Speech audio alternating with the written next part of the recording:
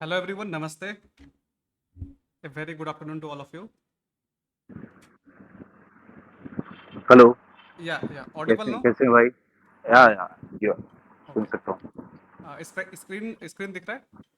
हाँ, screen visible है। Okay. We'll wait for another 1 minute and after that we'll start. Okay. Sure sure. Okay, now we'll start. Okay. Okay. So अभी हम start करेंगे ना इस बात से कि अभी तक तो हमने जो सीखा है ना वो बेसिक्स है, ठीक है? वो हमें आना चाहिए, उसके बाद ही हम आगे बढ़ सकते हैं।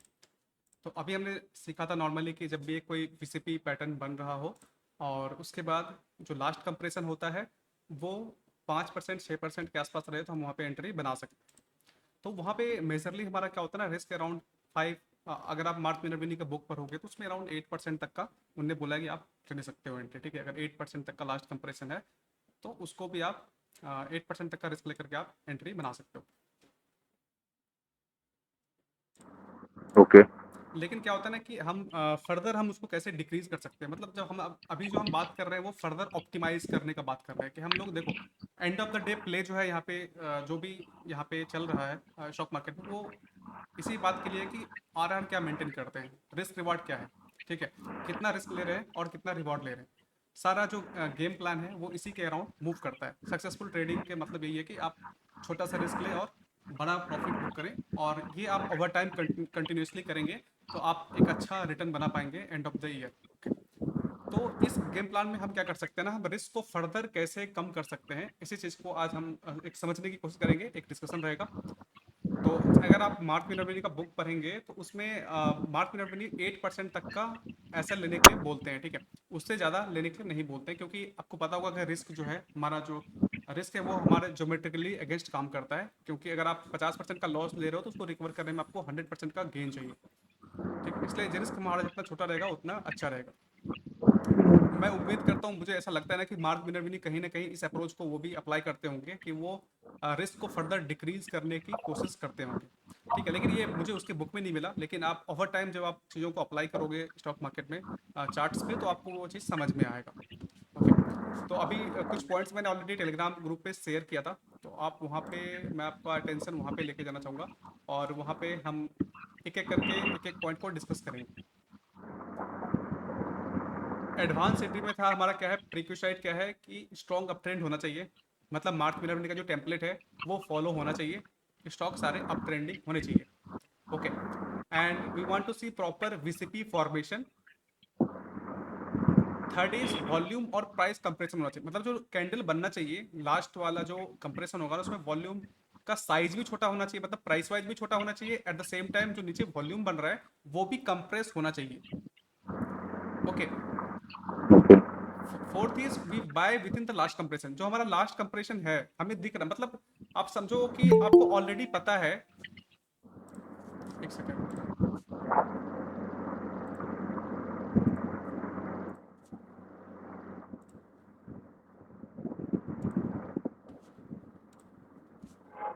देखो वहां पे ऑलरेडी आपको पता है कि वहां पे बीसीपी बन रहा है, तो आप बस इस एंटीसिपेशन में कि वो बीसीपी सक्सेसफुल होगा, इस एंटीसिपेशन में आप वहां पे अर्ली एंट्री कर रहे हो, राइट? तो इसलिए है we buy within the last compression, ठीक है?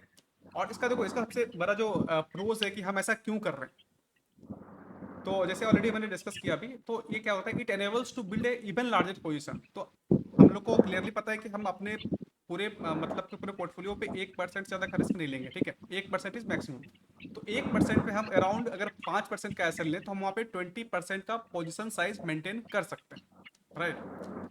तो लेकिन अगर आप मान के चलो वो रिस्क अगर 2% का हो गया तो आप सोचो वहाँ पे 50% का पोजिशन साइजिंग मेंटेन कर सकते हो। तो it enables us to build even larger positions, okay, even with existing position size SL reduces significantly। अगर मान के चलो कि आप पोजीशन साइजिंग बढ़ाना नहीं चाहते हो, आप नहीं चाहते हो कि 50% का हम पोजीशन साइजिंग बढ़ाएं, ठीक है? तो आप अगर 20% का भी पोजीशन लेते हो तो वहां पर भी आपका एसएल 2% रह जाएगा, ठीक है?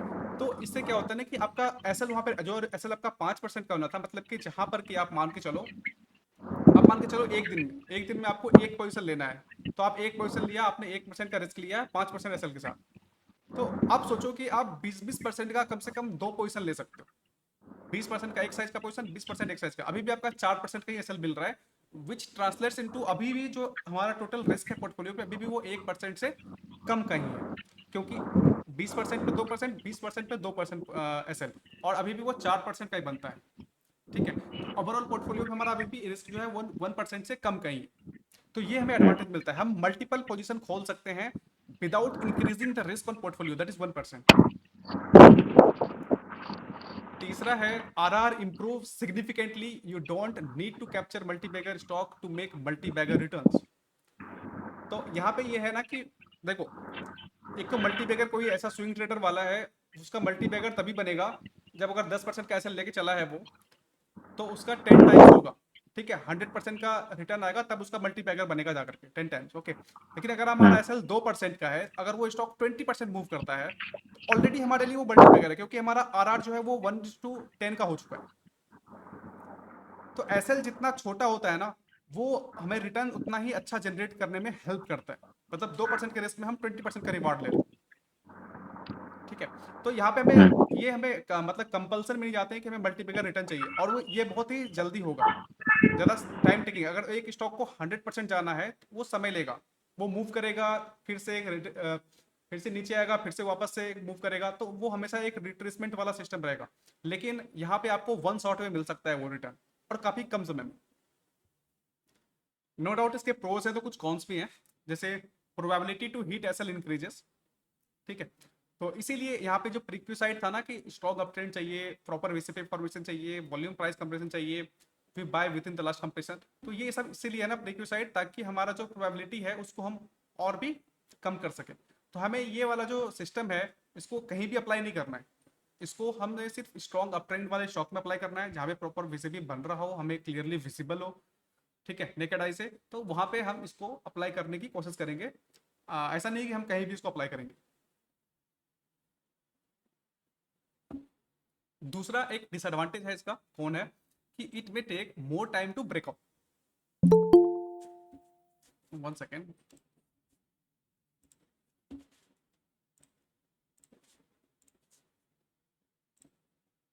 ओके, तो यहाँ पे क्या है ना कि it may take more time to breakout. तो देखो अभी क्या होता है ना, हम जो बाय कर रहे हैं ना, वो ऑब्वियस हाई, जो ऑब्वियस ब्रेकआउट लेवल है, जिसको हम पिवट लेवल भी बोलते हैं, उससे हम नीचे ही बाय कर रहे हैं।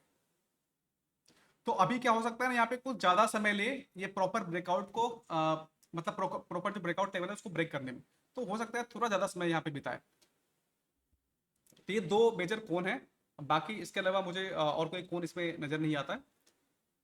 एग्जाम्पल्स हैं कुछ फोर्स मोटर्स में, चलो अभी चार्ट पे चलता हूँ ना, फिर एक एक करके चार्ट पे समझते हैं।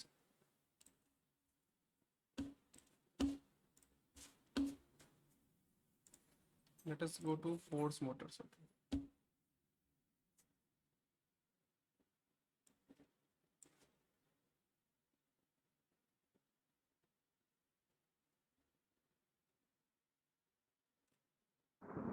नीचे नीचे। है नीचे। ओके, या हाँ नीचे ये। ओके, यहाँ पे आप देख सकते हो फोर्स मोटर्स में जो मैं बात कर रहा था, आप अभी यहाँ तक भूल जाओ, यहाँ तक चार्ट बना है। ठीक है, तो अभी आपको यहाँ पे क्लियरली दिखेगा कि हमें बेस बन रहा है यहाँ पे। ठीक है, आपको मैं दिखा देता हूँ कैसे विजिबल होगा आपको। ये आपको पहला कंप्रेशन होता हुआ दिखेगा, ये दूसरा, और आपको पता है कि ये तीसरा कंप्रेशन हो रहा है। अगर यहाँ से टर्न अराउंड होता है तो ये तीसरा कंप्रेशन सक्सेसफुल हो जाएगा। ठीक है, तो आपको क्लियरली विजिबल है कि यहाँ पे ये वीसीपी बन रहा है। और यहाँ पे हम देखेंगे जो लास्ट कंप्रेशन है हमारा, और यहाँ पे देखेंगे वॉल्यूम भी कितना कंप्रेस हो रहा है। आप देखो यहाँ पे नीचे, इसको हटा देता हूँ मैं। मैं चाहता हूँ आपका फोकस सिर्फ यहाँ पे होना चाहिए, ये जो लास्ट कंप्रेशन हो रहा है यहाँ से यहाँ तक,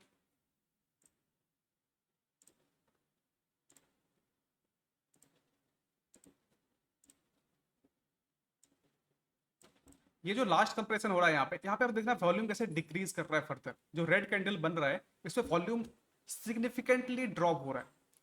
ये जो है ना सप्लाई खत्म हो रहा है, इसका ये क्लियर इंडिकेशन। तो हमें यहाँ पे सतर्क होना है, और हमें टारगेट करना है कि हम यहाँ पे कैसे एंट्री बना सकते हैं, क्योंकि ऑलरेडी हमें पता है बिग पिक्चर क्या है। बिग पिक्चर ऑलरेडी यहाँ पे वीसीपी बन रहा है।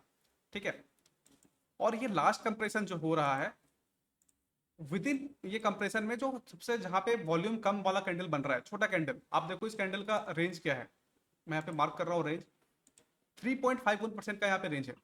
तो आप अपन इसको, कंपेयर किससे कर रहे हैं वैसे, वॉल्यूम कम हो रहा है? क्योंकि पहले पुराने वॉल्यूम वॉल्यूम कम जो है ना वो थोड़ा। रिलेटिव है, जो प्रीवियस अच्छा वॉल्यूम है, प्रीवियस जो कुछ कैंडल्स के वॉल्यूम है उससे हम कंपेयर कर रहे हैं। अच्छा अच्छा अच्छा अच्छा वो यहाँ अच्छा, पे ओके ड्रॉप होना चाहिए, ओके। आपको यहाँ पे दिखेगा ऑलरेडी ये कैंडल का जो वॉल्यूम हाँ है यहाँ पे ड्रॉप हो रहा है।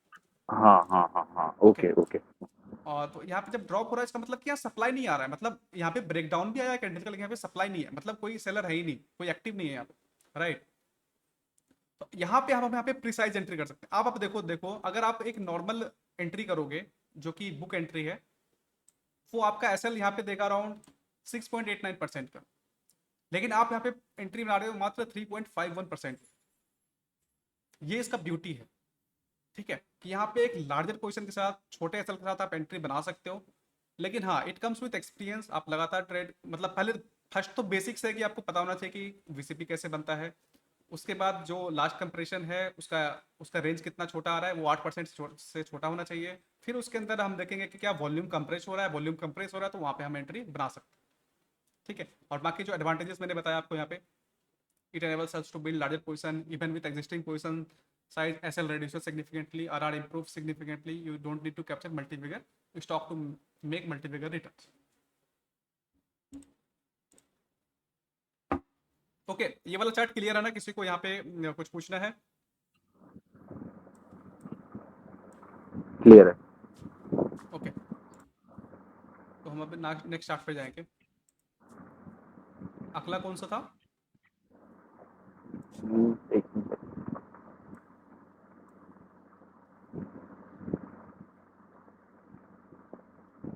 अगला है Eris life sciences. Okay, Eris, ठीक है। आप एरिस देखो, अभी ये चार्ट अभी बन ही रहा है, ठीक है। अभी ये प्रॉपरली ब्रेकआउट नहीं दिया है, अभी भी ये बन रहा है, पॉसिबल एंट्री है। तो आपको ऑलरेडी यहाँ पे दिख रहा होगा कैसे क्लियरली यहाँ पे बीसीपी बन रहा है। आपको मैं दिखा देता हूँ ड्रॉ करके।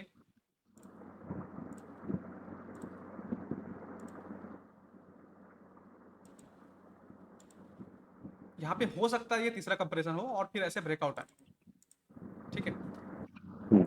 और जो लास्ट कंप्रेशन इसका रेंज अराउंड 8% के आसपास आ रहा है, तो उम्मीद है कि ये जो लास्ट अभी जो कंप्रेशन बनेगा इसका रेंज और भी छोटा ही होगा। तो उसमें आप देखोगे यहाँ पे जो लास्ट कैंडल भी बना है ना, रेड वाला, उसका वॉल्यूम सिग्निफिकेंटली लो है। आप देखो यहाँ पे, हाँ। हम्म, तो यहाँ पे हम इसको ट्रैक करेंगे और हम कोशिश करेंगे हम इस कैंडल को ही लेकर के, अगर इस कैंडल का ब्रेकआउट आता है तो हम सिर्फ एक कैंडल को हम प्ले कर सकते हैं। रिस्क हमारा 2.51% का हो रहा है। तो यहाँ पे आप देखोगे लगातार कि कैसे हम रिस्क को, जहां हम 5-6% की बात करते थे, उसको रिड्यूस करके 50% डाउन कर रहे हैं, ठीक है। हम्म, हम ऑब्वियस हाई पे बाय नहीं कर रहे। ऑब्वियस ब्रेकआउट लेवल कौन सा है इसका? ऊपर वाला, ये वाला लेवल 1519 रुपीज का, ठीक है। लेकिन हम नीचे ही बाय कर रहे हैं जब क्राउडेड नहीं है। आप देखो जब ये ब्रेकआउट आएगा तो क्राउडेड हो जाएगा, सबको दिखेगा कि ब्रेकआउट आ चुका है। लेकिन ये जो प्लेस है यहाँ पे क्राउडेड नहीं है, आपको यहाँ पे अच्छा प्राइस मिलेगा, ठीक है। तो हम यहाँ पे नीचे के लेवल पे ही बाय कर सकते हैं। ये एडवांटेज है एडवांस एंट्री पॉइंट्स का, ओके। इस चार्ट में किसी को कोई डाउट? इसमें वैसे एक चीज है जो लास्ट टू लास्ट कैंडल बनी है, जिसको मतलब इनडिसाइसिव कैंडल बोलते हैं। अभी जो कैंडल बने इसकी बात कर रहे हो आप? जो बनी है उसके जस्ट पहले वाली, ओके, या है ना? उसके बाद मतलब अभी इसने क्लोजिंग भी उसके नीचे दे दी है। हम्म हम्म तो हम्म। पॉसिबिलिटी ये है कि थोड़ा और नीचे आए, मतलब आ अ, सकता है, आ सकता है, हम बस इसको ट्रैक कर रहे हैं। हाँ हाँ। हम बस अच्छा, इसको ट्रैक कर ओके। रहे हैं क्योंकि हमारे रेंज में आ चुका है। आप देखो लास्ट कंप्रेशन अराउंड 8% का है, इसका मतलब कि अभी जो हाँ। नेक्स्ट कंप्रेशन अगर बनता है, अगर बीसीपी बन के इसको ब्रेकआउट देना है, तो हम्म, अगला कंप्रेशन ये 8% से छोटा ही रहेगा। हाँ हाँ हाँ हाँ ओके, तो हाँ पॉसिबिलिटी एक दो कैंडल बने और फिर यहाँ से हो सकता है ऊपर की साइड ब्रेकआउट दे। हम इसको हाँ। ट्रैक कर रहे हैं, हमारे ओ, वॉच लिस्ट में है, इसका मतलब हम इसको ट्रैक कर रहे ठीक है, ठीक है। हेलो। हैं। हाँ आ जी, रहा है सर आवाज? हाँ जी, हाँ जी। सर ये पूछना था, अभी जो आप बोल रहे हैं लास्ट सेकंड कैंडल जो है, हम्म। ये सब चीजों में थोड़ा फेकआउट के चांसेस ज्यादा रहते हैं ना? अभी वो डोजी कैंडल है, उधर भी एंट्री बन रही थी फिर तो। कहाँ की बात कर रहे हो आप? लास्ट सेकंड कैंडल, ये डोजी वाला, कैंडल जो है। ये हाँ वाला। हाँ हाँ। लेकिन हाँ उसके हाँ। पहले आप देखो ना, ये जो ग्रीन कैंडल बना है, हम्म। यहाँ पे इसमें लो वॉल्यूम कैंडल नहीं बना ना ये।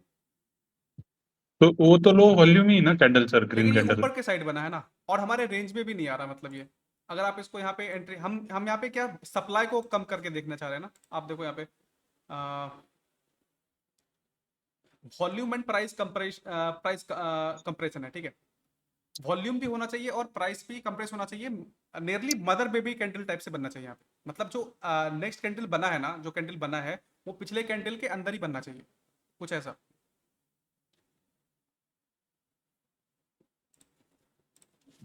ये देखो अभी जो कैंडल बना है ये पिछले कैंडल के रेंज के अंदर ही बना है, ओके। तो यहाँ पे प्राइस कंप्रेस कंप्रेस हुआ है, राइट। प्राइस कंप्रेस हुआ है ना पिछले कैंडल के मुकाबले, पिछले हाई का हाई और लो है उसके तो अंदर ही बना है ना कैंडल, तो प्राइस कंप्रेशन होना चाहिए एज वेल एज वॉल्यूम भी कंप्रेस होना चाहिए। तो ऐसा देखा तो सर, नाइन्थ नहीं, टेंथ, टेंथ का कैंडल भी वैसा ही ना सर, टेंथ और 11 वो इधर भी से मदर बेबी कैंडल है ना? 1 2 3 4 नहीं, 5 ट्वेल्थ ट्वेल्थ 6 ट्वेल्थ और 7 8 13। 9 10 11। सॉरी सॉरी सॉरी, ट्वेल्थ और 13। ये वाला कैंडल जहाँ पे मेरा है अभी, नहीं नहीं नहीं, ट्वेल्थ और ये 13। ये वाला हेलो, 1 2 3 4 5 6 ट्वेल्व 7 ट्वेल्व 9 10 ट्वेल्व में। 11 12, ये वाला। नहीं नहीं सर, डेट वाइज बोल रहा हूँ मैं, 12 अच्छा में। अच्छा, डेट वाइज 12, ये वाला, हाँ, अ, ये वाला। हाँ हाँ हाँ, उसके आगे भी एक बेबी कैंडल है। नहीं इसको बेबी नहीं मानेंगे, मतलब थोड़ा कंप्रेशन होना दिखना चाहिए, मतलब ये भी अभी आप देखो इसका रेंज कितना है, अराउंड 5% का रेंज है इसका एक कैंडल। अच्छा, हाँ हाँ हाँ। ये इसके इसके लिए तो ये मदर बेबी कैंडल है, लेकिन ये इतना अच्छा मदर बेबी कैंडल नहीं है, और वॉल्यूम भी ऐसा कुछ कंप्रेस नहीं हुआ है, मतलब वॉल्यूम वहाँ पे सिग्निफिकेंटली ड्रॉप करेगा। जैसे आप देख रहे हो यहाँ पे ये वॉल्यूम देखो कैसे ड्रॉप हो गया बिल्कुल अचानक से, राइट। इस प्रकार का ड्रॉप।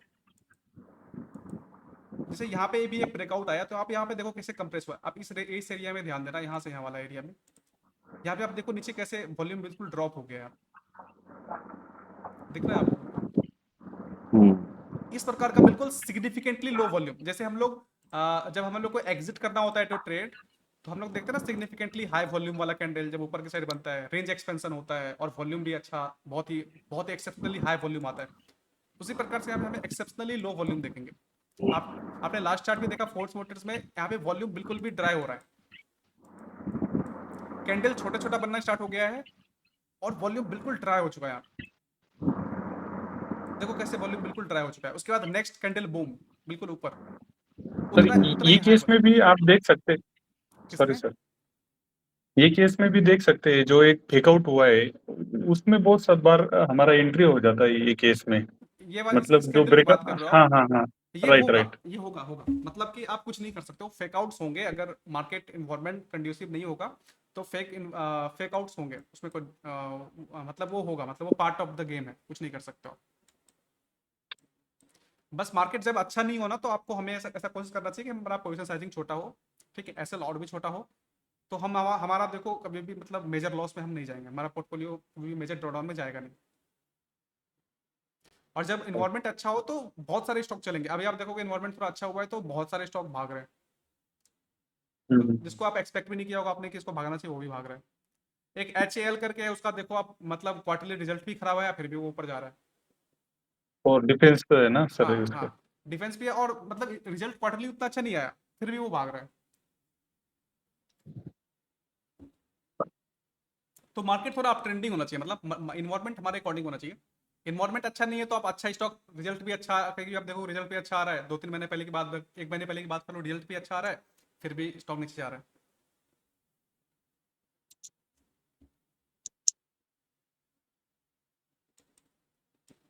तो यहाँ पे आप देखो, मेरा यहाँ पे बस इतना कहना है कि देखो आप यहाँ पे अगर हम नॉर्मल एंट्री करते हैं तो हमारा रिस्क कितना रहेगा, अराउंड 7% के आसपास, ठीक है। लेकिन जब हम यहाँ पे एंट्री बना रहे हैं इस वाली मेथड से, तो हमारा यहाँ पे एंट्री 3.5% का हो रहा है, जिसको कि हम 50% कम एसएल के साथ एंट्री बना रहे हैं। अगर ये चला भी गया तो हमारा, तो हम इसमें दो दो एंट्री बना सकते हैं ना सेम एसएल में। अगर मान के चलो ये एसएल चला भी गया, नहीं गया ऊपर, फिर भी ये वर्थ है, ये रिस्क लेना वर्थ है। देखो एंड ऑफ द डे हम जब ट्रेडिंग कर रहे हैं तो रिस्क तो है ना, इतना तो हम सब एग्री करेंगे। तो हम कोशिश कर रहे हैं कि हम रिस्क और कम कैसे करें।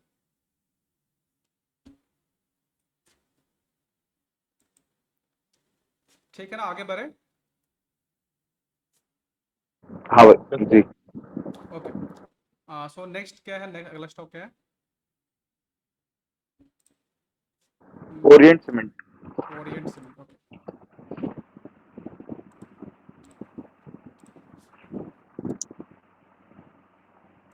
ओरिएंट सीमेंट, ये भी ब्रेकआउट आया नहीं है, स्टिल इन द प्रोसेस। आपको ऑलरेडी दिख रहा होगा कि एक अच्छा बेस बना है, ये ब्रेकआउट आया था इस बेस का, फिर वापस से यहाँ पे एक बेस बना रहा है। यहाँ पर भी आपको सेम कंडीशन बनता हुआ दिखेगा, ब्रेकआउट आया, ठीक है, नीचे रिटेस्ट हुआ है, और अभी जो यहाँ पे सप्लाई जब नीचे साइड जब फॉल हो रहा है, ठीक है, इसलिए मैंने बोला था ना रेड कैंडल देखना है, तो जो नीचे साइड कैंडल बनेगा रेड कैंडल, उसमें वॉल्यूम नहीं आना चाहिए, ठीक है, और कैंडल कंप्रेस होना चाहिए। तो यहाँ पे आप देखो, हम जो भी लास्ट कैंडल, अगर हम इस रेड कैंडल की बात करें, जो लास्ट रेड कैंडल बना था, इसका रेंज बहुत ही छोटा आ रहा है 1.76% का, तो हम बस इसको प्ले कर सकते हैं, सिंगल कैंडल को, ये बहुत पावरफुल है। अगर आप इसके लास्ट रेंज की बात करो, यहाँ पे जो बेस बना था इसका 3.98% का है, और हम अभी बात कर रहे हैं 1.56% का। तो इतने छोटे एसएल के साथ आप पोजीशन में मतलब एक पोजीशन बना सकते हो कोई भी स्टॉक 2%। जब भी आप ऐसे एडवांस एंट्री करोगे ना, 2 से 3% के, मतलब 1 से 3% के अंदर आपका एंट्री बन जाएगा सारे स्टॉक। मतलब आप 5% भी नहीं देखने जाओगे, 5%, 8% तो आप भूल ही जाओ। और मैं आपको दिखाऊंगा, जो मैंने अभी जो एंट्री किया ना, अभी जो मैंने स्टॉक में एंट्री किया है लास्ट वीक में, उसमें आप दिखाऊंगा कितना छोटा छोटा रिस्क के साथ मैंने एंट्री किया। अगर वो नहीं चलता तो मैं उतना छोटा सा ऐसा लेके निकल जाता। और ये एंट्रीज भी अपन तब प्लान करेंगे जब मार्केट थोड़ा अच्छा हो।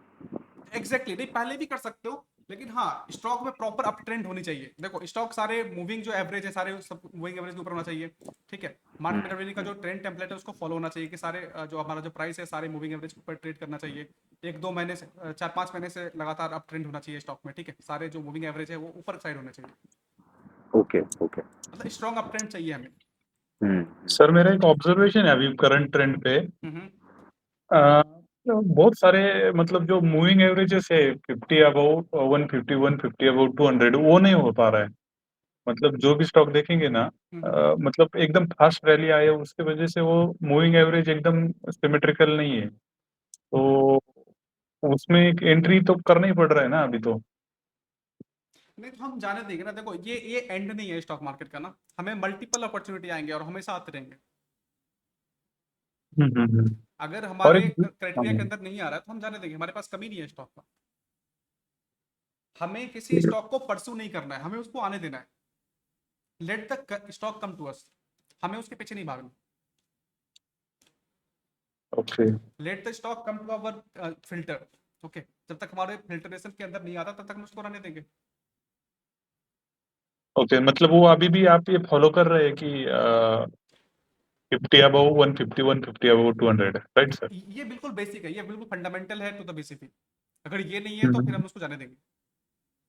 पर बहुत सारे स्टॉक है जिसमें अभी ये फॉलो नहीं हो रहा सर अपना। हो सकता है कुछ भी मूवमेंट आया होगा, ठीक है, हम्म। क्योंकि स्टॉक में हमेशा कुछ ना कुछ मूवमेंट आएगा। अभी मार्केट अच्छा है तो हो सकता है जो स्टॉक काफी नीचे गिर चुका होगा उसमें मूवमेंट आ रहा हो, तो हम उसको आने देंगे। अगर वो उसको देखो, अगर वो स्टॉक को 100 से 1000 जाना है, तो हमें उसमें 100 पे कैप्चर करने की आवश्यकता नहीं है। जब वो 200 क्रॉस कर रहा होगा, ठीक है, तो हम कैप्चर कर लेंगे उसको, या 300 क्रॉस कर रहा होगा तब हम उसको कैप्चर करेंगे। हमें बिल्कुल और बॉटम पे कैप्चर करने की कोई आवश्यकता नहीं। और सर अभी आप ये क्वार्टरली रिजल्ट देख रहे हैं क्या? अभी अभी ओरिएंट सीमेंट और इरिस का बात हुआ है ना, वो दोनों में लास्ट 3 क्वार्टर निगेटिव रिजल्ट है। Okay okay. वो देखना मतलब कैसा रहेगा आपके हिसाब से, या नहीं अप हो ट्रेंड सक में देखना ही नहीं?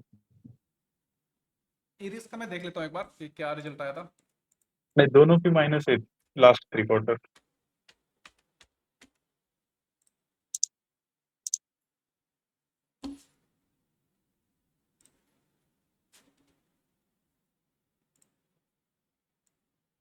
इसका -19% है, ओके। कोई बात नहीं, देखो इसमें क्या ना कि हम ज्यादा इसमें ज़्यादा इसकी तरफ नहीं जाएंगे कि जितना कितना रिटर्न बन रहा है। नॉर्मली हम कोशिश करेंगे कि अभी आज के सिनेरियो में कि ये जो है ना, ये ईपीएस ग्रोथ जो है ये प्लस में होनी हम्म, चाहिए, ठीक है। अगर 25% से ऊपर है तो और भी अच्छी बात है। लेकिन अगर हमें चार्ट बोल रहा है ना कि चार्ट ऊपर की तरफ है, आप देखो इसका आरएस रेटिंग 88 के आसपास है, ठीक है। और सेल्स ग्रोथ आया, राइट। सेल्स ऐसा नहीं है कि सेल्स ग्रोथ नहीं आया है। तो कभी कभी क्या होता है ना, जैसे इरिस लाइफ साइंस वाले कंपनी है, इसमें कुछ अगर कंपनी को कहीं राइट मिल जाता है कहीं कोई दवाई बनाने का, तो अचानक से इसको फिर तब तक जब तक अगले क्वार्टर में शो होगा, लेकिन वो आपको जो है ना रिजल्ट अगले क्वार्टर से दिखाई देगा आपको, लेकिन वो चार्ट पहले से मूवमेंट करना स्टार्ट कर देगा। राइट। तो अगर चार्ट बोल रहा है तो हम उसको प्ले कर सकते हैं, ठीक है। या फिर आप अवॉइड कर दो, कोई जरूरत नहीं है करने की। अगर आपको निगेटिव दिख रहा है अर्निंग ग्रोथ तो आप छोड़ सकते हो, कोई कंपल्सन नहीं है।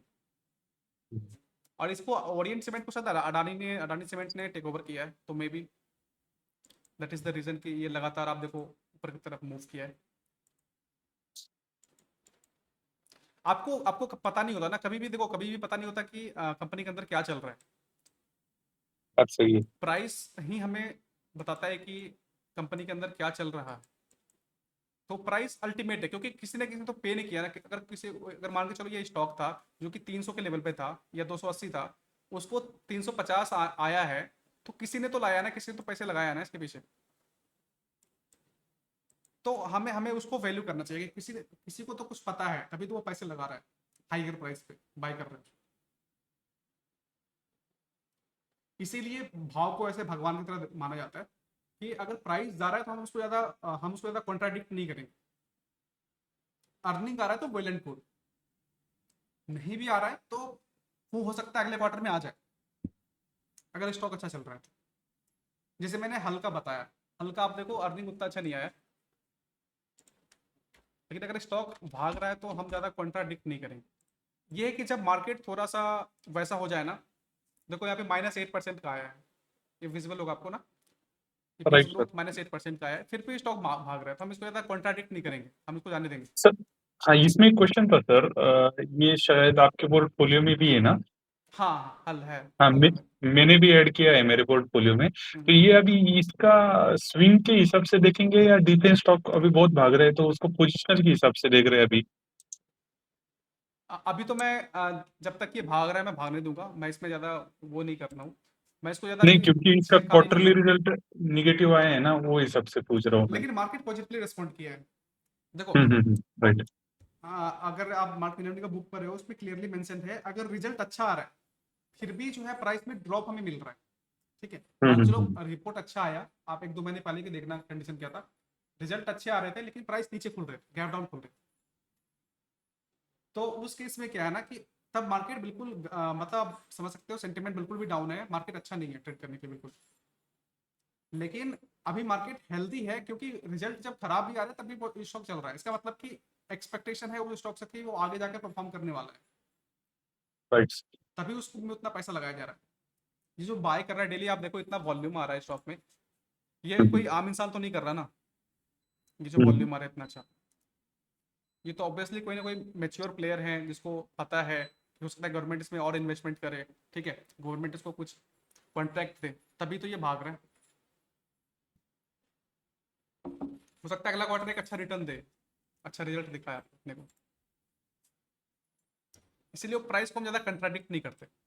इवन तो जब मार्केट का सिनेरियो खराब हो, ठीक है, तो उस समय आप जो ईपीएस वाले ग्रोथ हैं जहाँ पे निगेटिव ईपीएस आ रहा है उसको आप अवॉइड कर सकते हो all together.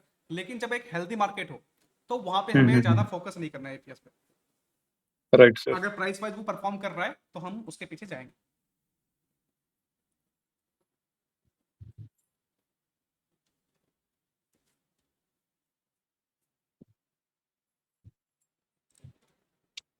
Okay, next stock की तरफ चलते हैं, अवंती फीड। इसको मैं काफ़ी समय से बोल रहा था अवंती फीड को देखने के लिए। इसमें भी सेम काइंड ऑफ सिनेरियो बन रहा था, यहाँ पर कि वॉल्यूम कंप्रेस हो रहा है लगातार, और अगर इसमें ब्रेकआउट आता है तो मैं एंट्री करूँगा। मेरे पास वैसे ज़्यादा अब अमाउंट बचा नहीं है कि मैं इसमें डालूँ जो अपना पब्लिक अकाउंट है, लेकिन मैं कोशिश करूँगा फिर भी कि अगर यहाँ पर ब्रेकआउट आता है तो मैं इसको प्ले करूँ। ओके, तो यहाँ पे भी आप देखोगे सेम वॉल्यूम बिल्कुल कंप्रेस हो रहा है। आप देखो ये जो रेड कैंडल बना है रेड कैंडल बना भी है, एक लंबा कैंडल बना है, फिर भी इसका जो वॉल्यूम है नीचे, वो वॉल्यूम बिल्कुल भी नहीं है। आप देखो यहाँ पे नीचे वॉल्यूम बिल्कुल, वॉल्यूम बिल्कुल भी ड्राई है। इसका मतलब कोई इंटरेस्टेड ही नहीं है सेल करने में इसको। तो जब देखना आप, जब इसका ब्रेकआउट आएगा तो बहुत ही अच्छा ब्रेकआउट आएगा। आप चाहो तो सिंपल ये इस कैंडल को भी प्ले कर सकते हो। इस कैंडल का ब्रेकआउट है, आप एंट्री बना सकते हो। यहाँ पे आपका एसएल जो होगा वो अराउंड 3.76% का होगा। आप देख रहे हो सारे केस में हमारा रिस्क 5% से नीचे ही आ रहा है। ये इस ब्यूटी है थोड़ा एडवांस एंट्री करने का। ये अवंती फीड जो है ये मतलब वो सच में मतलब बहुत बड़ी कैंडल है, उसके बाद भी वॉल्यूम बहुत ही लो है, बहुत ही लो है, मतलब एग्जैक्टली। पुराने वाले से भी लो है, मतलब इसका लिटरली अच्छा ब्रेकआउट आएगा मतलब, हाँ, और अभी देखो because no last two one is candle भी जो बना है इंटरेस्टेड। ना, ये बिल्कुल कंप्रेस होता जा रहा है। प्राइस वाइज भी देखो हम्म। कितना छोटा है। मतलब आप चाहो तो ये सिंपल सिंपल इस कैंडल को भी प्ले कर सकते हो। सिंपल वन कैंडल को भी प्ले कर सकते हो आप, क्योंकि ये मदर वे भी कैंडल बनता जा रहा है, कैंडल भी कंप्रेस होता जा रहा है प्राइस वाइज। तो आप हाँ सिंपल वन हाँ, कैंडल को भी प्ले कर सकते हो। तो इसमें विक भी काउंट हो रही है ना? हाँ, ओके और अब ओके। कोई जरूरी नहीं कि आपको यहाँ पे मतलब मेजर पोजीशन बनना है। आप चाहो तो जैसे इस कैंडल का ब्रेकआउट आया, ठीक है, हम्म। मान के चलो आपको 20% का पोजीशन यहाँ पे बनाना है, ठीक है, तो आप यहाँ पे 10% पोजीशन यहाँ पे ऐड कर लिए। फिर जब फाइनल ब्रेकआउट आया इस लेवल का, तो यहाँ पे 10% ऐड कर लिए। पहला पोजीशन हमने हाँ यहाँ पे ऐड किया 891 पे। अगर फ्यूचर, अगर ये अपने आप को प्रूव किया, ठीक है, कि इसको ऊपर जाना है, क्लोजिंग ऊपर आ रहा है, क्योंकि 900 वन को भी क्रॉस कर लिया, तो हम यहाँ पे 10% और ऐड कर दिए। इससे हमारा ओवरऑल हाँ हाँ। ओवरऑल प्राइस नीचे ही आएगा। तो ये सब इस सम प्रकार से हम प्ले यस। कर सकते हैं, स्कैटर्ड एंट्री करके। ओके, मैं बस चाहता हूँ कि आपके बैक ऑफ द माइंड में ये हो कि हम इस प्रकार से भी इसको प्ले कर सकते हैं, और अपना एसएल को और भी फर्दर रिड्यूस कर सकते हैं। आपको ये पता होना चाहिए। हाँ हाँ। अगला स्टॉक है। डिविस। डिविस है। डिविस, हाँ। हेलो,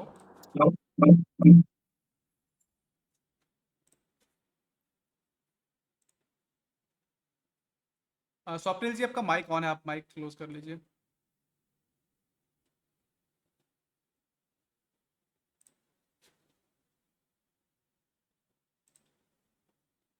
ओके,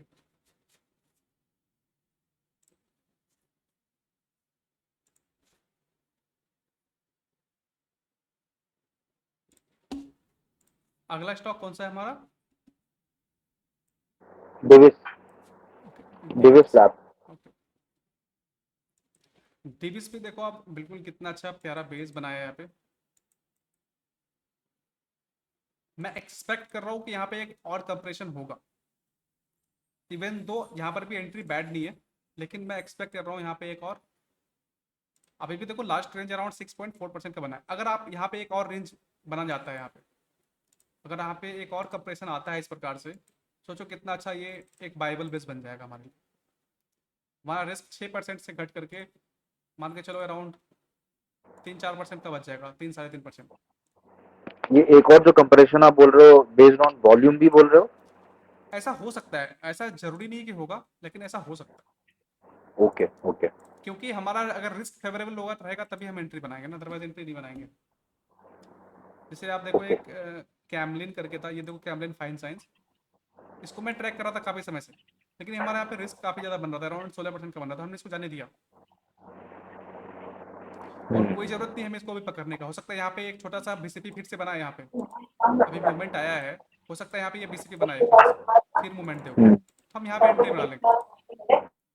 तो हमें कोई जल्दी नहीं है, जब तक ये हमारे कंडीशंस के अकॉर्डिंग नहीं आएगा हम यहाँ पे एंट्री नहीं बनाएंगे।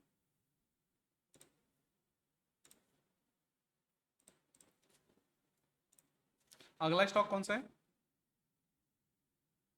फ्लोरियम। सोलार से solarium. Okay, solarium. Solarium. Sir hello. हाँ जी, हाँ जी, स्वप्निल जी बात कर रहे हाँ, डेविस लैब पे जाओ ना सर फिर से एक बार। हैं। ओके, या ओके, फ्राइडे को मैंने एंट्री ले लिया है इसमें, पर वो कैंडल प्रॉपरली नहीं हुआ, तो कहाँ पे एंट्री वैसे लिया था रखा है। आपने? फ्राइडे में जो ब्रेकआउट हुआ ना, अच्छा, पर इस बाद पे में एंट्री फिर लिया से। था। हाँ, तो एंट्री पॉइंट पे आया हुआ है मेरा प्राइस अभी। Okay, okay. तो अभी ये केस में आप उसमें मतलब एग्जिट हो जाते या वेट करते और 1-2 दिन? मैंने तो नहीं, रखा मैं हुआ वेट है। करता, मैं एटलीस्ट इस कैंडल के लो का तो वेट करता है एटलीस्ट। जितना ओके, हाँ। ब्रेकआउट ये वाला जो कैंडल है ना, हम्म। यहाँ तक तो वेट करता है कम से कम। तो ये एंट्री बराबर है, मतलब कोई दिक्कत नहीं है इसमें, नहीं, सिर्फ थोड़ा ये। सा आप इंतजार और करना था, क्योंकि अभी आप देखो एकदम वन साइडेड है ना, यहाँ से ब्रेकआउट आया तो हम्म। हो सकता है रिट्रेसमेंट दे, हो सकता है ये कुछ इस प्रकार मूवमेंट दे। ऐसा नहीं है, मैं बोल रहा हूँ कि ऐसा होगा ही, हो सकता है आपका सक्सेसफुल हो जाए ब्रेकआउट और चला जाए ऊपर। एक ऐसा बन जाता ना तो और अच्छा होता, मतलब एक नीचे का रिट्रेसमेंट आने के बाद ऊपर जाता ना तो ज़्यादा वॉल्यूम अच्छा अच्छा होता। नहीं हाँ, है। क्योंकि ये रेंज देखो आप काफ़ी अराउंड 6% के आसपास का आ रहा है, स्विंग ट्रेडिंग के लिए ये भी अच्छा रेंज है। 6.8% का, अगर आप यहाँ से एसएल मानते हो तो लास्ट स्विंग तो हमारा लास्ट कंप्रेशन तो यही हुआ ना हमारा। राइट, हाँ। अगर लास्ट कंप्रेशन देखें टेक्निकली, जो हमें बीसीपी में पता है, तो वो 6% का ही आ रहा है, ठीक है। लेकिन आप चाहो तो इसको लेके प्ले कर सकते हो, तो आप ऐसा करना कि आप दोबारा एंट्री कर लेना, अगर आपको दोबारा ये ब्रेकआउट दे। अगर आपका भी आपका हम्म। एसएल यहाँ पे अराउंड 1.65% का है, अगर इसका ब्रेकडाउन दे देता है, नीचे आ जाता है, तो आप इसको निकल जाना, वापस से अगर ब्रेकआउट देता है तो वापस एंट्री राइट। कर लेना, ठीक है। हम्म। क्योंकि अभी ऐसा मार्केट नहीं है ना कि हम पूरा बिल्कुल नीचे तक का एसएल का वेट करें, अभी वैसा मार्केट है नहीं। तो जितना छोटा एसएल दोगे आप उतना लंबा सस्टेन करोगे।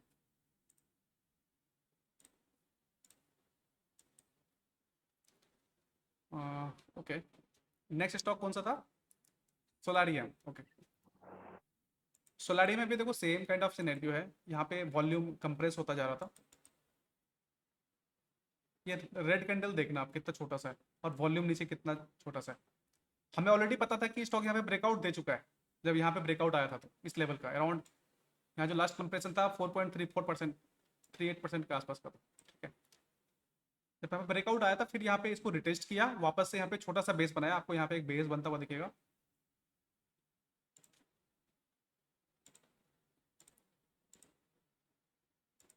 फिर ये अभी ब्रेकआउट आया है लास्ट फ्राइडे को, ओके। ये अपन सॉर्ट ऑफ रीटेस्ट बोल सकते हैं। हाँ जी, हाँ जी, रिटेस्ट ही है।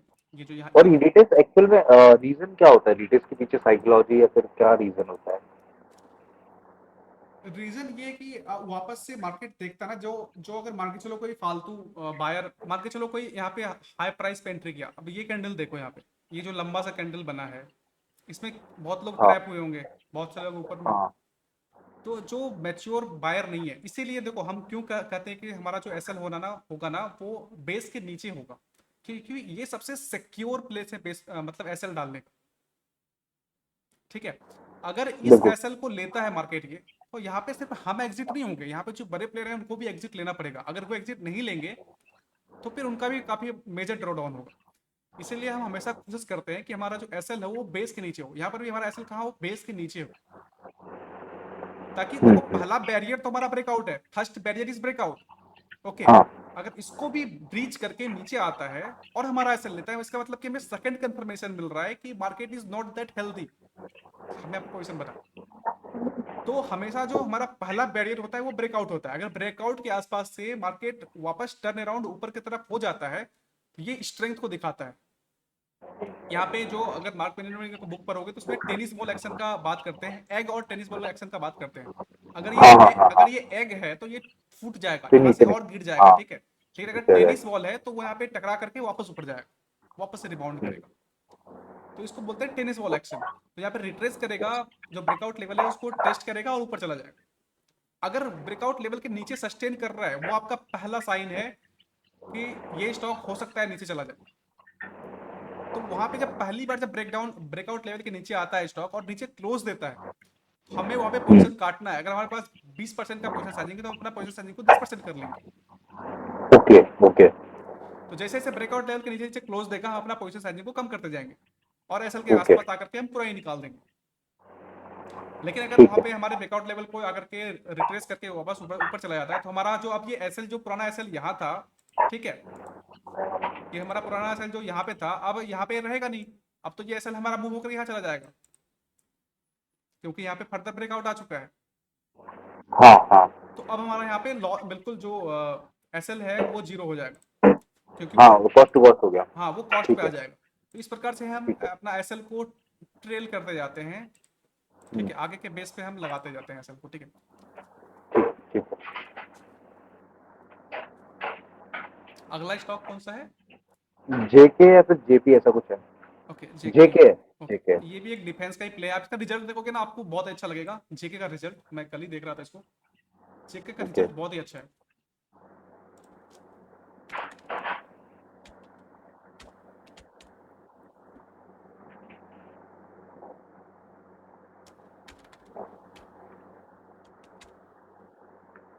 जेके एंटरप्राइज, अब देखो 1560% का ईपीएस ग्रोथ दिखाया है, सेल्स ग्रोथ 188%।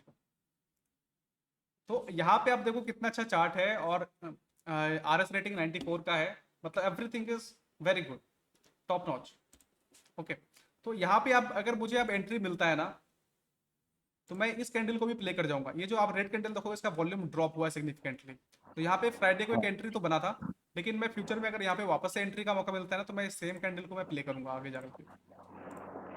तो क्या ये मतलब पॉसिबल लग रहा है जिस हिसाब से आप बोल रहे हो एज पर रिजल्ट, तो ये मतलब इसी कंप्रेशन को अपन प्ले कर सकते हैं? बिल्कुल कर सकते हैं। अगर ये अगर अगर हम इसको एक छोटा सा कंप्रेशन मान लें, अगर आप इसको आवरली टाइम फ्रेम पे जाओगे ना, तो आपको ऑलरेडी यहाँ पे कंप्रेशन दिखेगा। ये देखो कंप्रेशन में हम्म। ये कपर हैंडल बनता हुआ आपको ऑलरेडी दिखेगा यहाँ पे। हाँ। तो इसको प्ले कर, क्योंकि रिजल्ट इतना अच्छा है ना, तो यहाँ पे काफी डिमांड है इस स्टॉक का। आप देखो वॉल्यूम वाइज भी आपको किसे यहाँ पे दिख रहा होगा, ग्रीन कैंडल कितना हाई वॉल्यूम साथ बन रहा है यहाँ पे, मतलब इंटरेस्ट है लोगों हम्म का। People wants to buy hmm. This stock, people want to have it. Okay. Next stock कौन सा है? नेक्स्ट है एक मिनट बताता हूँ। एवलॉन। एवलॉन। ओके, एवलॉन भी देखो सेम काइंड ऑफ स्ट्रक्चर, यहाँ पे बेस बना था, ब्रेकआउट आया, और फिर ब्रेकआउट के आसपास कवर कर रहा था काफी समय से, यहाँ पे समय बिता रहा था। और मार्केट यहाँ पे नीचे भी आया, देखो आप ये कितना ब्यूटीफुली मार्केट यहाँ पे नीचे भी आया, ब्रेकआउट का जो लेवल था उसको नीचे भी आया, लेकिन वापस से उसको रिकवर कर गया, और वापस से यहाँ पे ब्रेकआउट दिया यहाँ पे फ्राइडे के दिन। तो आप उसके पहले देखो कैसे यहाँ पे कैंडल, जो आप ये लास्ट दो रेड कैंडल देखना, कितना लो वॉल्यूम में बनाया है, और उसके बाद बूम बूम दो कैंडल विथ हाई वॉल्यूम। हम्म। ये दिखाता है स्ट्रेंथ को, और यहाँ पे हमें प्रिसाइज एंट्री करना है, बिल्कुल एक कैंडल का एंट्री। ओके। तो इस प्रकार से ना आप रिस्क को, एसएल को और छोटा कर सकते हो, ठीक है। मान के चलो आपने 1 लाख का पोजीशन बनाया है, और उसका उसका अगर एसएल 5% का है, तो 5,000 का लॉस होगा। लेकिन अगर आपका रिस्क आप कम कर पाए 2% या 3% को, तो आपका रिस्क 5,000 से कट के 3,000 या 2,000 ही बच जाएगा। इसीलिए हम लोग, और आप सोचो उस 5,000 में आप 2 एंट्री ले पा रहे हो, 2 बार आप रिस्क ले पा रहे हो उसी 5,000 में, और आपका रिस्क 0.5% का है। तो ये पावर है थोड़ा एडवांस एंट्री का। हमेशा ओके। ध्यान रखना ओके। है, ये जो कैंडल होगा ये प्राइस वाइज भी कंप्रेस होगा, at the same time volume wise भी कंप्रेस होगा नीचे, और आपको क्लियरली विजिबल होगा चार्ट पे। विजिबल है, एग्जैक्टली विजिबल है। या हर रेड कैंडल पे कोई बेचना को तैयार नहीं है। ओके, अभी हम कुछ अभी ये वाला चार्ट तो कंप्लीट हो गया, और हमारा सेशन भी ये वाला जो एडवांस एंट्री वाला था। आप इस पर प्रैक्टिस करना है, एक दिन का चीज़ नहीं है ना, ये लाइफ टाइम वाली चीज़ है। इसको प्रैक्टिस के साथ आपको ज़्यादा क्लियरली चार्ट पे, मतलब ऑब्जर्व करोगे ना, तो आपको भी ये चीज़ क्लियरली विजिबल होना स्टार्ट हो जाएगा समय के साथ। और ऐसा नहीं है कि ये सिर्फ अभी इतना ही चार्ट में बना है, ये तो मैं अभी करंट वाला चार्ट बता रहा हूँ। मल्टीपल चार्ट्स में आप प्रीवियस चार्ट देखना, कहीं भी देखना, जब भी ब्रेकआउट आया है, तो आपको हमेशा ये चीज़ देखने के लिए मिलेगा। अभी मैं कुछ एक्टिव वाले हैं ना अच्छा। जो हमारे पास स्टॉक है, इसमें कहाँ कहाँ पे है मैं कुछ दिखा देता हूँ आपको।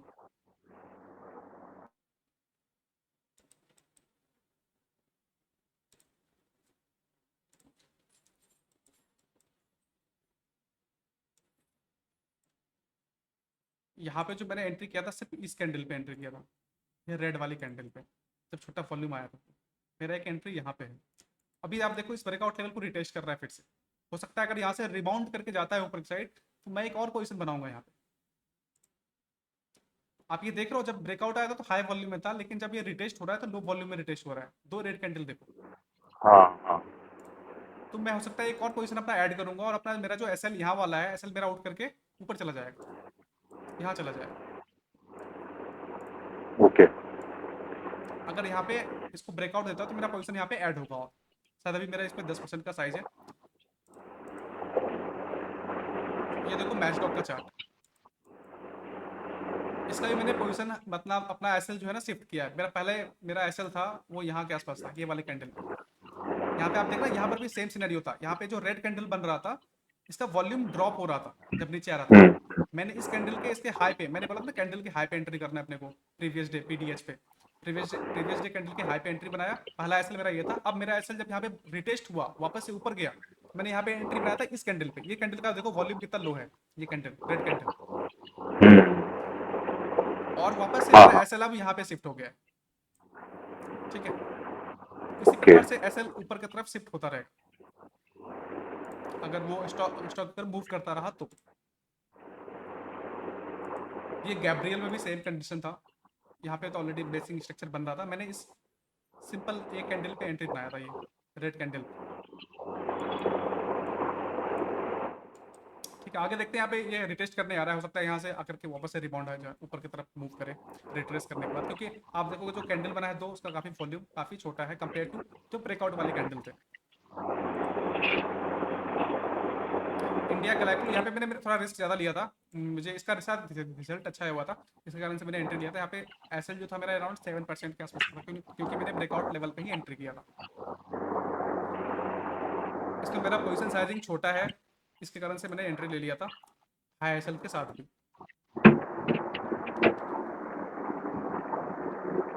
बेल आप यहाँ पे देखोगे 4.79% का SL, that's it.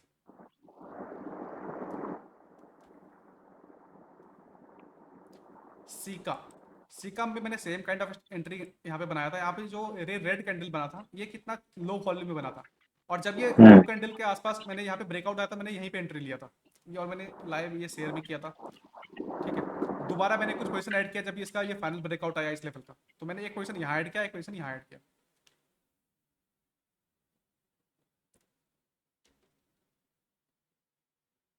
Solar industries, इसमें मेरे साथ दो एंट्री है। पहला एंट्री है इस जब ये इनगल्फिंग कैंडल बनाया था, ये वाला ग्रीन वाला, ये प्रीवियस जो रेड वाले का, इसके हाई पे एंट्री है। दूसरा एंट्री जब यहाँ पे इस लेवल का ब्रेकआउट दे रहा था, दूसरा एंट्री है मेरे पास। इसका सोलर इंडस्ट्रीज का दो जगह एंट्री है मेरा, और अभी फाइनल एसएल 2.45% का है।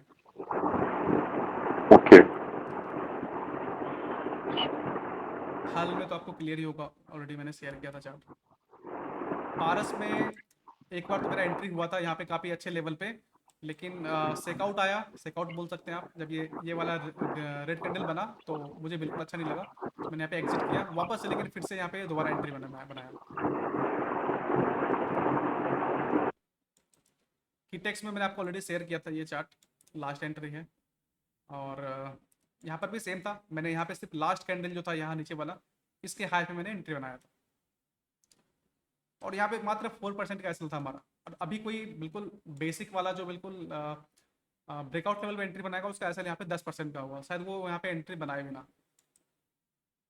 तो ये एडवांटेज होता है ना, जब आप बिल्कुल प्रिसाइज पिन पॉइंट एंट्री बनाने की कोशिश करते हो, तो आपका एसएल काफ़ी छोटा होता है।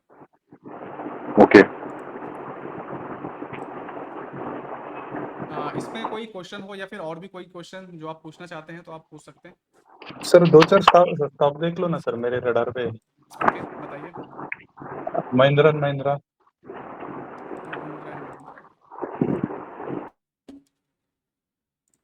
अभी स्वप्निल जी ऐसा है ना कि थोड़ा सा जो स्टॉक जो लार्ज कैप है ना, उसको थोड़ा अवॉइड करेंगे हम लोग।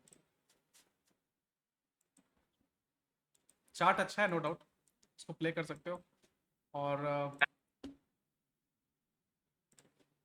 बिल्कुल प्ले कर सकते हो, कोई दिक्कत नहीं। आप इसका एक सिमिलर चार्ट है, आप देखो ना इसका टीवीएस मोटर का, उसका भी कुछ वैसे टीवीएस मोटर में राइट उसमें फ्राइडे में एंट्री हो गया मेरा। ओके आपने एंट्री कर लिया, वेरी गुड वेरी गुड। हाँ टीवीएस मोटर अपने आप इंडिपेंडेंटली एंट्री कर रहे हो, ये बहुत बड़ी बात है, और मुझे बहुत अच्छा लगा सुन करके कि आप इंडिपेंडेंटली एंट्री। टीवीएस मोटर बिल्कुल same kind of chart structure है, राइट सर। या थोड़ा सा लार्ज कैप को भी अवॉइड करेंगे ना, तो क्या होता है ना, हम जल्द मतलब बहुत अच्छा मूव कैप्चर कर पाएंगे स्मॉल कैप और मिड कैप में। लार्ज कैप में क्या होगा, कभी भी उस प्रकार का मूवमेंट आएगा नहीं, जब तक कि मार्केट में कुछ अचानक से कुछ टर्न अराउंड ना आए, तब तक उस प्रकार का मूवमेंट आपको देखने के लिए नहीं मिलेगा। वैसे टीवीएस मोटर वाली एंट्री आपकी बहुत अच्छी है, नो इशू एट ऑल।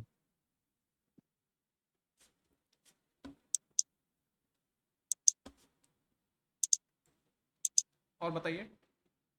ये आरती फार्मा। हाँ जी, हाँ जी, अभी मैंने भी इसको डाला है, मेरे पास भी वॉच लिस्ट में है ये, आर्थिक फार्मा, यस, ओके। देखो आप एट बाय लेवल वाले में यहाँ पे है, मैंने इसका एसएल भी मार्क करके रखा है यहाँ पे। तो यहाँ पे आप देखोगे सेम कैंडल, आप देखो जो रेड कैंडल बन रहा है इसका वॉल्यूम कितना कंप्रेस हो रहा है, बहुत ही छोटा छोटा कैंडल बना रहा है यहाँ पे, और वॉल्यूम भी काफ़ी, ऐसा लग रहा है कि वॉल्यूम है ही नहीं। तो अगर इसका ब्रेकआउट आता है तो एक अच्छा बाय रहेगा, नो डाउट। और यहाँ पे देखोगे एक जो यहाँ पे बेस बना था, इस बेस के ऊपर फिर से ये बेस बना रहा है।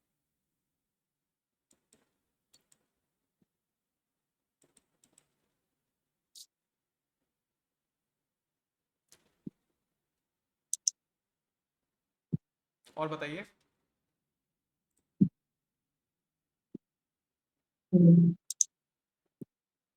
गोदरेज इंडस्ट्री है, टाटा कंज्यूमर प्रोडक्ट।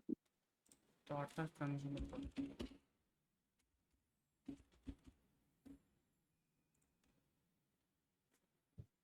ओके,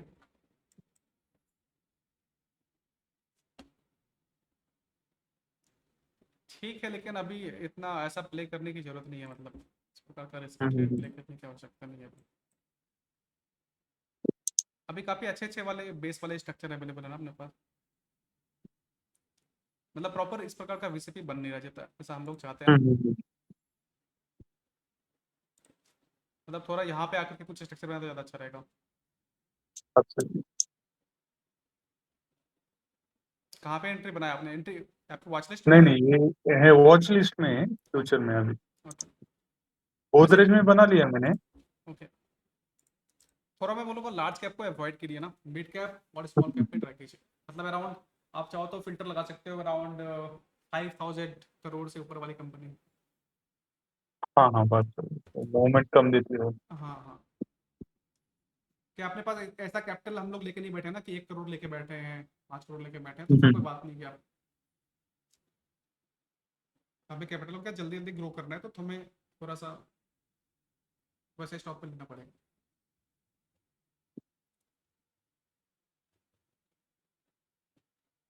मैं कैन स्लिम का जो एंट्री ना वो भी देखता हूँ ना, तो उसमें फंडामेंटली स्ट्रॉन्ग स्टॉक जो है ना, हम्म, उसमें भी पोजिशनल एंट्री करता हूँ। हम्म, तो ये थोड़ा ये 2-3 स्टॉक पोजिशनल के हिसाब से थे। Okay, okay.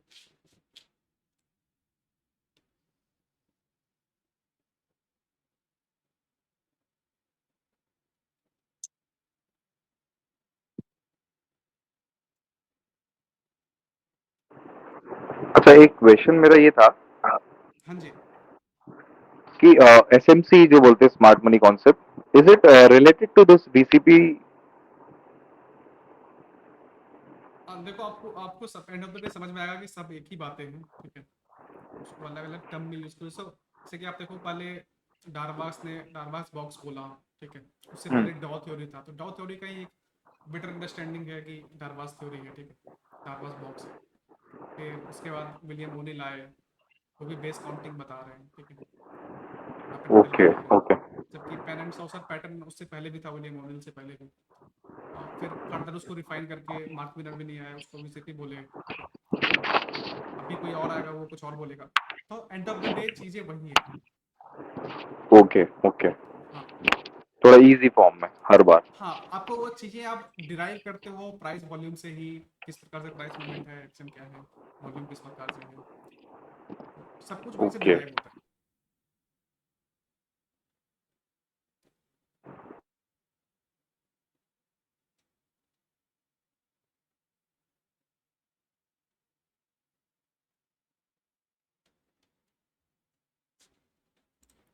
और बताइए किसी के पास कोई क्वेश्चन?